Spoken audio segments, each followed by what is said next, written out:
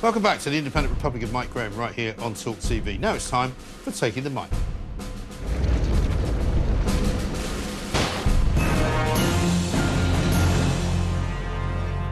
Well, I think we can firmly say that we have now heard it all. One of the most inoffensive comedy shows of all time has been hit with a series of trigger warnings because the woke warriors at ITV think it might upset a few viewers. Terry and June, an innocuous primetime family show which ran in the 70s and 80s with that terrible music, has been slapped with advisory guidance for people who haven't seen it before due to what ITV calls discriminatory language of the period. I'll try that again. Discriminatory language of the period.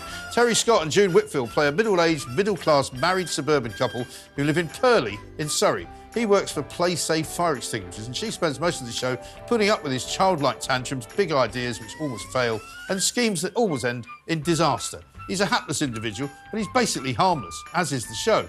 But of course, we can't have old-fashioned language when the reruns are shown on BritBox, which is a joint venture between BBC Studios and ITV. Fans of the retro television golden age have hit out on social media, calling the warnings laughable. One said, "It must be the episode where the vicar's trousers fell down when he called round to collect things for the church fete."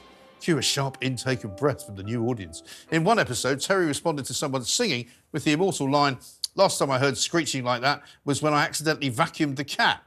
Apparently, ITV were worried this would offend animal lovers. In another scene, Terry's boss is in a Native American fancy dress costume, and of course we can't be having any of that cultural appropriation, can we? And in yet another howler, Terry has some controversial views about Zimbabwe.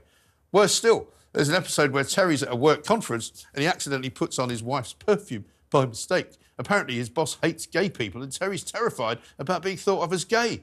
Truly shocking stuff. ITV say this: "We regularly re-examine historical programming in order to review, relabel, provide context and ensure the right guidance is in place." Heaven help us. Surely the point of watching this old stuff, which used to regularly pull in an audience of 15 million people a show, by the way, is to see it in all its glory and wonder at why things like that were even funny back in the day.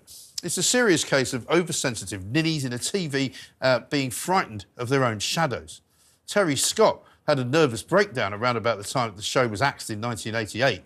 It was said to have been brought on by the real-life revelation that he had a string of mistresses during his marriage to former dancer Maggie Pollan. And at the time he said, "I know it would be better to give up the booze, fags and birds, but life would be so boring, wouldn't it?" Cue studio canned laughter and another trigger warning.